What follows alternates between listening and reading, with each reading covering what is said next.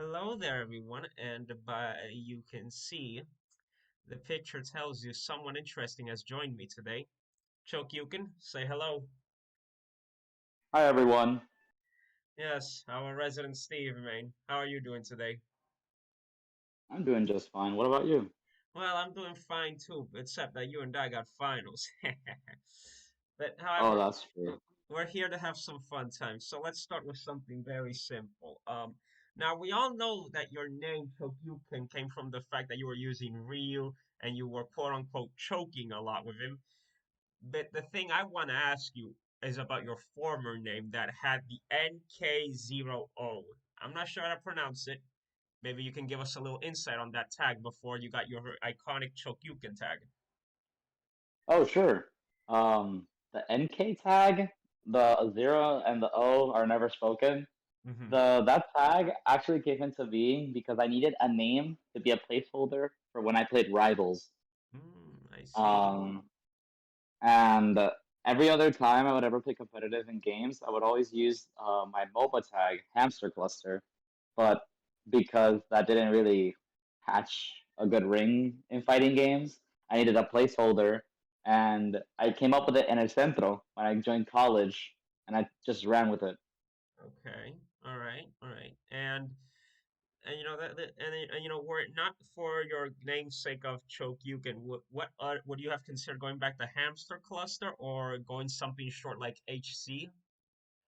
I probably would have just went by Noel since no one ever said my tag anyways, and most people nowadays still don't call me by my tag. So I would have probably just gone with like Noel or something like that. So you would have gone a Sean route in terms of name tag for Smash and other fighting games, correct? Yeah, probably. All right, all right. And now we know that you got Ryu via random, and now you're using Steve because you used them in friendlies. What would you say that you like in a character? You know, like what do you like in a character? You know, that makes you gravitate towards them. Ever since I started picking up fighting games and other games in general, I've always been drawn to weird characters, like unorthodox type characters that not a lot of people use. So when I did end up playing Rio, I was like, huh, this is a lot of fun, and it's super different. So I kind of have to learn how to play the game in a new way. And when I picked up Steve, because uh, small fun fact, I do not like playing this game by myself. So what I would do is I would just mess around with training mode, and I got Steve on random for training mode, and I was like, huh, this is pretty fun. So I started learning all his combos, and that's basically how I started gravitating towards playing Steve. All right, all right, nice, nice, nice. And how would you say is your Steve now? Do you think there's something missing? Do you think you're at a good point with it? Or do you think you may take a break from Steve and go back to Rio to find something that may be missing in the game plan? I think my Steve right now is uh pretty good, but there's definitely a lot of stuff I want to work on, like my block placement and obviously getting my harder combos down to a T. Because my bread and butters, I already have them pretty set, but the big payoff combos that will like zero to death people and stuff are stuff that I still don't do consistently. So that's some of the things I do want to get down more. All right, all right, all right. And now, and now to diverge away from the Steve for a bit before we get too analytical, let's go back to something more personal. The people always see you with a green hoodie. I want to note that I would say that's an appearance gimmick, and I believe every player around here has an appearance gimmick. Where does your love for using this green hoodie come from? Does it come from university pride, or does it come that you just really like the color green? Oh, it's a combo of I really love the band I perform in college because I'm in the college marching band, Yeah. and I love green. My favorite color. So when I needed to find something to wear for the first bracket I came to in Cabo Rojo, I didn't really know what to wear because I hadn't been around the Smash scene like that. So I said, you know what, I'm gonna grab the first thing I see, and I saw the green hoodie, and I was like, huh, this is pretty comfortable. All right. So I would just go to every tournament with it on because it was comfortable, and I really like green, so it just Okay. kind of fit. And now that And I've told you, overall, like, sorry, it's okay. It's okay. It's my fault. I thought you were done. But please continue. um, the then eventually people just started associating me with the green hoodie to the point that like the days I didn't show up with it, some people at first had trouble recognizing who I was without the green hoodie. But I think that I've worn it less as of late, so people like are actually able to see that oh, it's Chokeyuken, but it's not the green hoodie. All right. Nice, nice. And now, since we're still with the green hoodie, what do you think are some appearance gimmicks from other players? AK, you see something of them and you immediately just recognize it's them, that if they not have it, you would be a little confused. Well, m- well, for my own gimmick, it's the Crocs and the hoodie. When you see those two, you probably know it's me. For other players, when I see you know the big bomber jacket that Akuga loves to wear, Yes. that one. When I see it, I'm like, I don't need to see his head or anything. I just like I see that jacket on a chair or something. I'm like, oh, Akuga's here. Or if I see the Corrin plushies, I know Lord Avery's in the venue because he has a Corrin plushie. We also bought a Roy And one, so be careful with that. yeah, I ended up taking a picture with those a while back when we brought them to locals. Ooh, interesting. Um, what other things do I think of when I see it? I know of a player.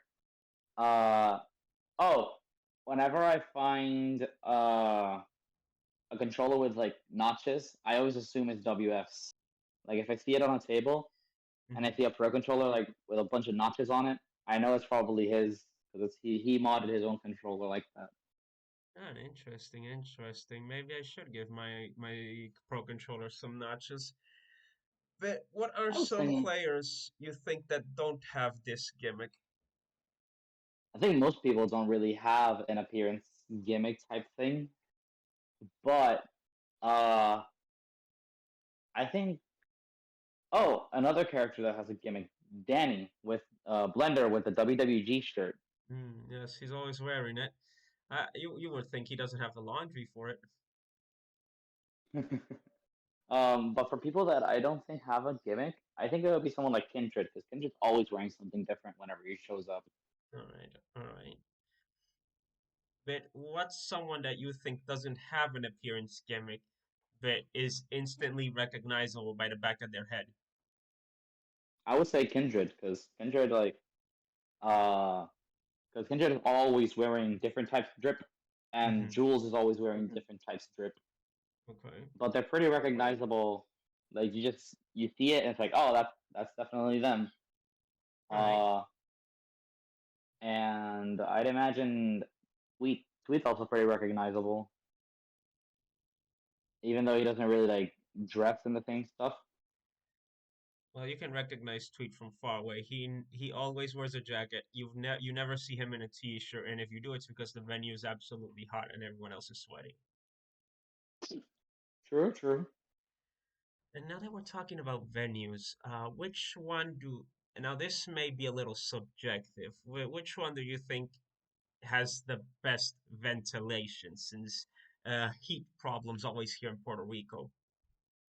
Um, I believe the best ventilation is either Golden City Hmm. or CBG. Um, I actually did have another idea of one with a good ventilation, but they only did it once, and it was absolutely freezing. It was the first XG that they did inside the foyer type thing that they had the air Yeah. conditioning on. Yeah, that one doesn't really Like, count. yeah, but I would say it's either Golden City or CBG. CBG can get pretty cold at times, and GC seems to be like pretty comfortable to play in. But with no AC, I would say the most comfortable one would probably be Gamers Guild because for a place with no AC, the ventilation is not half bad since it's all open air. All right, all right, all right. Interesting, interesting. And do you think there's a bit of a ventilation problem yet in these venues? to make the players comfortable? Because from what I'm hearing, there seems not to be much of a balance. Um, Usually it's just that a lot of people are pretty sensitive to the cold, so maybe like turning the ACs up a notch so it wouldn't be so cold a little bit. But I don't really mind the cold because I really like it, and I'm always wearing the green hoodie, so I'm never cold. All right, all right. And as for venues in general, right? Do you think there is something that we could fit in all of them, or do you think they're all doing great right now? Hon- Honestly, it's pretty challenging currently with the venues that with the stuff we're dealing with the venues because usually at CBG at least the space started to become a problem as of late because they're running card tournaments at the same time, and obviously there's like a lot of people at both, so there's a lot of clashing there in terms of lack of space. Yeah. But XG did it really well. Like every setup is pretty far away from each other, and there's a lot of walking room for you to go around and look at the setups. Mm-hmm. Um, Gamers Guild is pretty spread out in terms of setups because they're all like in this big square in the back of the centro. Mm-hmm. And Golden City has always been a smaller venue, but I've gotten used to it as of late. So you would say Golden City has, despite it being small, it has like a cozy feel that it doesn't feel that small sometimes. Yeah, yeah, it doesn't feel as cramped. All right, all right. And now, and now, since we were talking about venues, let's talk communities here. Do you th Now many people like to ask top players potential this, potential that, like potential to be even greater. But my question is do you think Puerto Rico might be headed towards the opposite direction? Or do you think that the other players are correct that in terms of we get a few more players doing a bit more and we could rise up? Or do you think that those few players just won't be enough and we might be lowered? I think Puerto Rico as a region definitely has potential to grow, but it'll take individual player effort for that to happen because like we've already had players at the top of our game already go out. Like Eking did just well in Genesis, and Ling Ling, who's a product of here, like de tu baja, y no competir allá. Mm-hmm.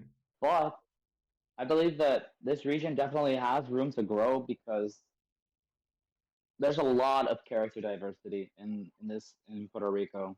That's not something you see in a lot of places, and there's a lot of players here that have a very strong grind set in terms of improvement. So I think Puerto Rico is going to trend up in in competitiveness as time goes on. And you do not think that it will decrease? You have high hopes for it? I have high hopes for the team. Yes, All right, so you're a believer, is what I'm hearing. yes, yeah. Okay. All right. All right. And and that's very interesting because I've seen lots of players just been feeling disinterested with the game.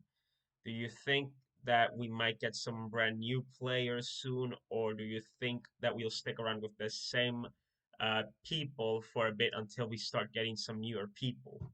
Because this I scene think is pretty small. relative to a lot of places, this scene is very small. But I think that the lack of motivation is more so a time thing because a lot of players in this area are pretty busy, and our tournaments are also in the middle, dead in the middle of school weeks for a lot of us. Yeah. So time time obviously plays a bigger factor. But I expect the scene to get a little bit more of a revival near summertime where more people can actually go out to play. Like that one time we did a gamers guild that like 32 people showed up to it.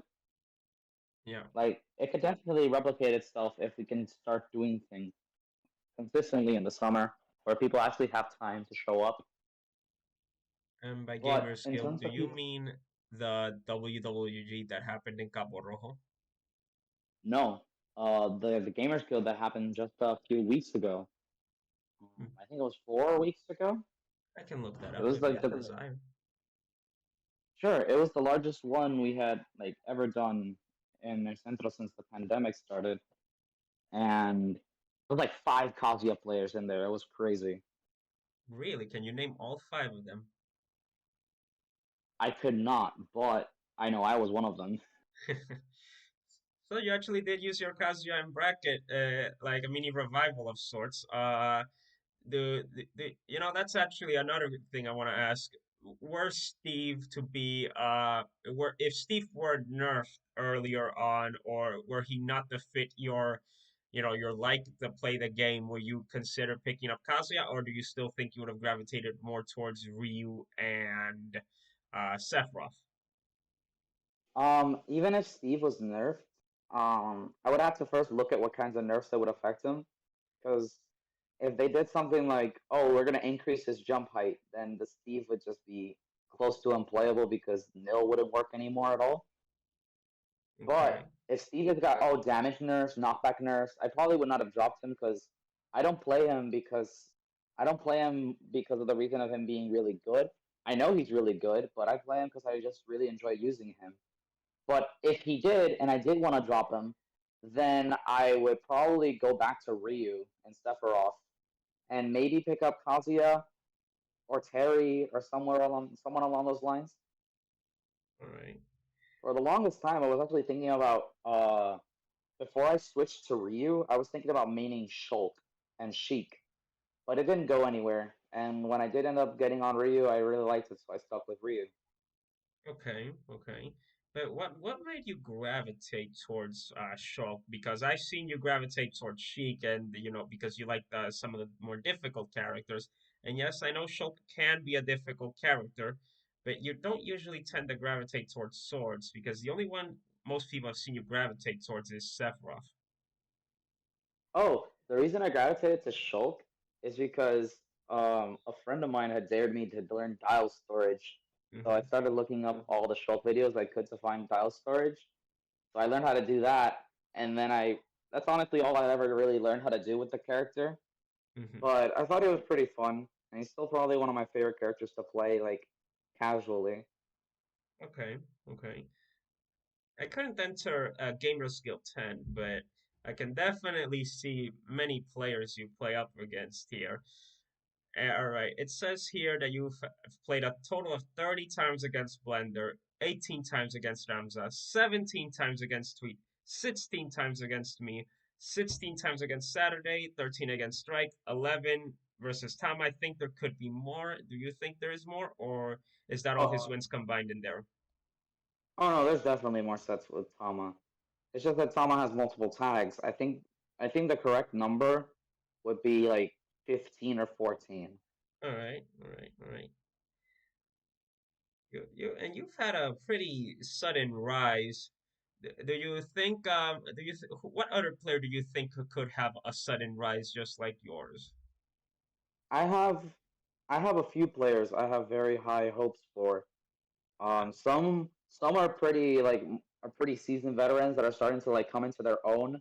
Mm-hmm. Um, Players like that come into my head are Blender and Zonk, who have just like been having this kind of resurgence as of late, especially Zonk with his Sephiroth. He seems to be really enjoying the character and he's doing really well with him. So I'm excited to see where he goes with it. And another player as a veteran that's doing really well as of late is Peachit, who who has just recently started becoming more active in game again. And holy, is he good!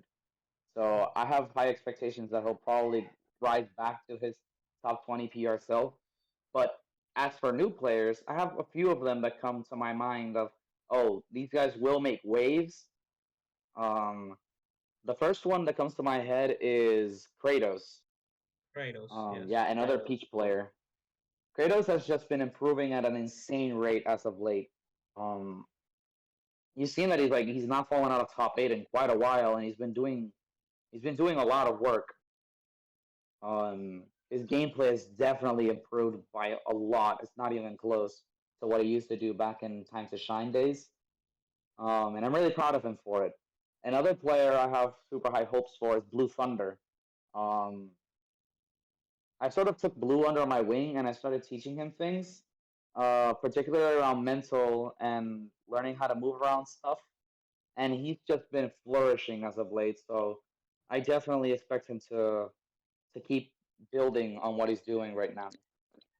And a few other players like WF and Manatibili comes to my head too. Mm-hmm.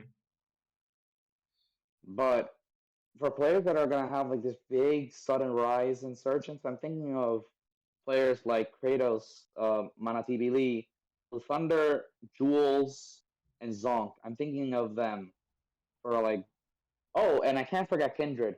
Kindred has been tearing it up as of late, and you could tell that his level of play has increased quite a lot from when he started showing up to Dreamland tournaments.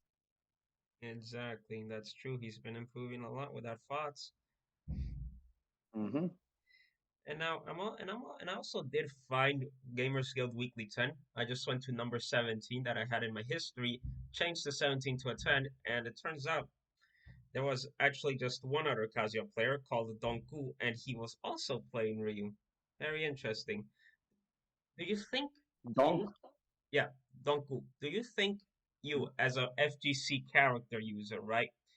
Do you think they gravitate all towards most of all of them, or do you think it's more like if someone likes Kazuya, they'll gravitate more towards the FGC, or and vice versa?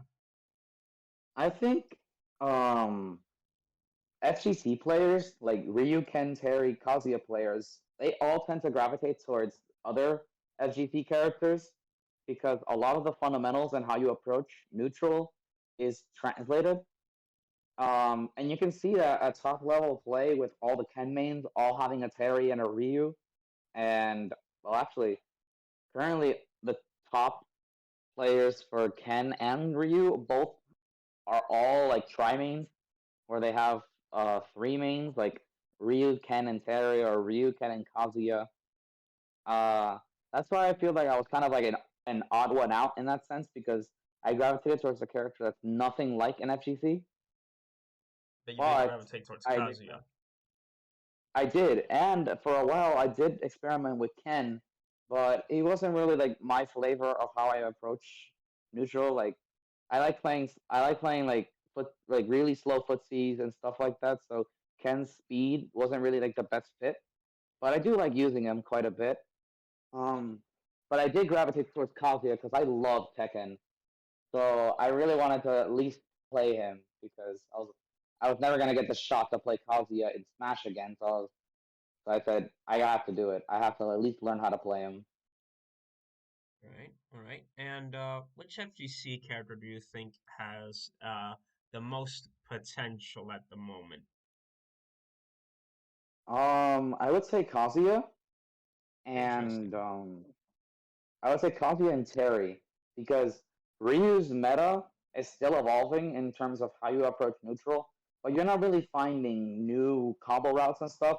It's more so optimizing how to interact with characters. Ken's combos are getting really dangerous, and Slingshot across the board has made Ken and Ryu's access to aerials so much better. But in terms of meta evolving, Kazuya is definitely evolving. Like all the box Kazuya players that are starting to hit up, like Hush Puppy, that are starting to rise up really fast, and Terry is just insanely volatile. Like you wouldn't expect Terry to just randomly kill you with zero, and then he just does. And you'd expect him to be so easily gimpable, but he isn't. So I feel like currently the FGC meta as a whole is evolving, but particularly for Terry and Kazuya are my two like prime targets of oh these guys are gonna get a lot better with time. Right. And I was watching a Smash University podcast, right? And they said, "Oh, Steve is a Shoto." Well, what do you say to that? Well, Steve has a Hadouken minecart. Steve has he doesn't have a spinning kick, but he does have an anti-air in well dash attack, all his grounded normals.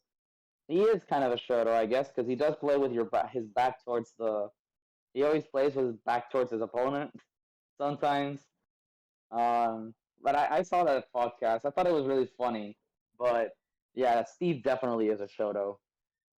And it's something to counteract your whole he doesn't have a spin thing. What about PMR minecart where you exit the minecart, cancel your block with an aerial back here? Does that count as Oh, a I'm spin? gonna start. Yeah, that's the this. It's basically Taku, but with a pickaxe. But Right. yeah, Acola really brought that to the forefront, and it's really good. It's broken, so I'm gonna start. I already learned how to do it, but I'm gonna start like using it in tournament because it's so good. Right, right. And now this is a bit of a more heavier topic. There's been recently some quote unquote hate against you. It has that been more like a Twitter internet joke, or do you think some people are taking it too seriously? Honestly, um, honestly, it's probably just like Twitter type jokes and stuff. Um, I've been reassured multiple times by a lot of players that oh, it's never personal and that it's just a joke. And I don't get that bothered by it. So I'll just jot it up to oh, it's just Twitter humor and call it a day so it doesn't get to you, you know? Okay, that's a good mentality to have. And now another question I would love to ask, right? You've finally managed to do an upset against Tweed against the 17 times you've played in. You've already broken a plateau. What is your next goal for this year? My next goal for this year is either make top 5 or make top 3. I I really want to travel for this game. So being able to consistently play at the top end of my region at least is an expectation for myself. Um, but yeah, I'm very happy with that win, but I'm not settling because it's still 1-16. I gotta start digging into that deficit. Uh, it's giving very heavy Blender Chokeyuken vibes back when I played in WWG. That like the tech count was like 13-1 or something like that. It was wild. So I have goals to just keep trying to build upon what I'm doing and keep trying to learn from weekly to weekly. But definitely, I really want to make it into the top 5 or the top 3 by the end of the year. Mhm.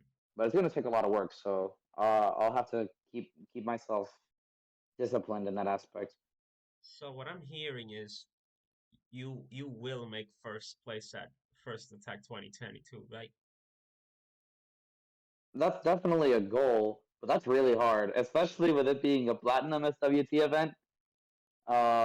There's gonna definitely gonna be a lot of talent coming over here to try to cash in on those SWT points. So it's definitely gonna be difficult, but I have high hopes that I can make stuff happen in first attack. And who's to say that you're not gonna do it?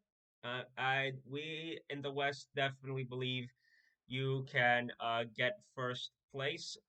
First off by breaking a plateau, and also, well, I think the West has already gotten some more recognition as of recent because of Saturday U, Blender, and Dama. But but I definitely think that you do have a shot at getting the first place, and if you do, you could show that you are indeed one of the better talents out there in the Caribbean. And if you do travel, I could see you getting top 64 if there's a bad bracket, possibly 25th if you have a good one. Honestly, I I was I was never really motivated by placements to try to get better. Hmm. I just really wanted to get good at my favorite video game. So I was mostly just motivated by it felt satisfying seeing that the amount of work I put into the game was being rewarded, and I got to hang out and meet a lot of great people through the community. So improving on the game just felt like it just felt fulfilling to consistently be able to build upon what I'm doing week in week out.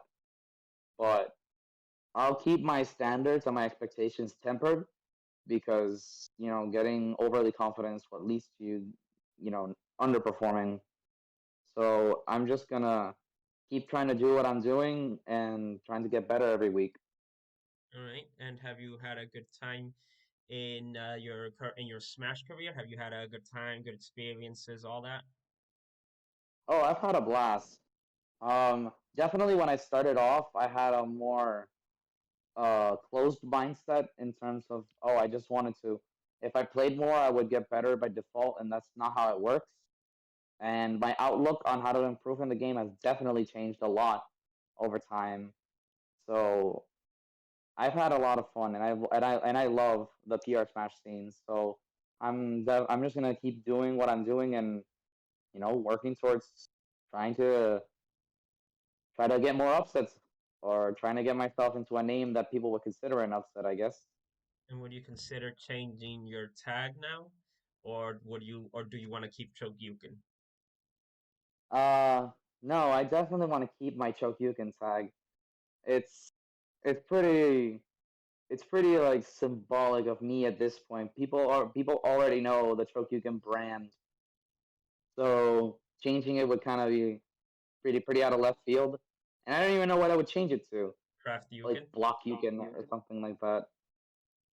It would have to be typable in the Smash tag thing. So I thought like, oh, Block Yuken, Craft Yuken, but no, I really like the Chokyuken tag, and pretty much everyone in the scene knows me by that tag now. So I'm pretty comfortable with it. Or you could call it Cart Yuken. Part Yuken. That's really funny. Uh, well, and now we're nearing our time frame. And now I want to ask, have you had a good time in this interview so far? Yeah, I had a lot of fun. And Thanks would for having me on. all right, thank you. And I do this to every guest. Who would do you want to see here, or who would you want me to try and get here next time? Uh, I think a very good interview target would be someone like the goat, Ren the goat, and maybe Kindred goat. Definitely one of those two would be a really good target for an interview here. Or Gabs, because Gabs would have a lot of very fun things to say on an interview like this. Well, I kinda fucked up his Ganondorf with heroes, so I don't think he'll be here for a long while. But Gabs could definitely be a candidate because by the time this is being recorded, a poll is going on to see who the next interviewee is, and he happens to be a candidate there. Oh, the poll definitely will get interesting then. You're on the poll too, so I could release your episode after them, and then by the time that people Ooh. hear this, they're gonna be like, "Oh, wait a minute, did he interview Chokeyuken before? Is he a mastermind?" No, I'm not a mastermind. I'm desperate. Planning ahead is the key to victory. That's half, and knowledge is half the battle. G.I. Joe. All right, and before you tell me any other candidates you might have in mind, let me tell you the ones I have done so far. El Pecado, Blue Thunder, and CBD's very own Heal. And the Those are some scheduled good date, candidates, man. and the scheduled date for Heals is on the 15th or on the 16th. I'll have to check again. I think I considered putting it on the 16th, but then I changed it to 15th for a 3 day difference. So by the time anyone hears this, and or Kindreds happen to be out of before this one, or this one happens to be out before Kindreds, depending on that poll, you will all definitely know the truth that this was recorded May 14th, 2022, folks. How do you react to that, Chokeyuken? This is a very elaborate scheme. This is a very elaborate scheme you got going on here. I like Well, it. fate put me in the villain category, and villains like scheming, so I gotta rub those hands together. And I wish you good luck in your goals, Chokeyuken. Thank you, LMAN. Everyone will be proud of you for getting first, all right? I'll try, I guess, but Eh, that's pretty hard to do. Man, you don't have to get first in the rankings. You just have to get first in everyone's heart. Aside from I'll their try. parents, of course. But, don't worry. Have a good time, man. And keep that Steve grind going, all right? Because that Steve grind never ends. And if you do a PMBR thing in bracket, it'll probably be when I'm not looking because everyone happens to do their cool stuff when I'm not looking. Have a nice day That's the and good luck on your finals. Thank you. You too. Have a good one. Uh, all right, and everyone else watching, have yourselves a damn good one.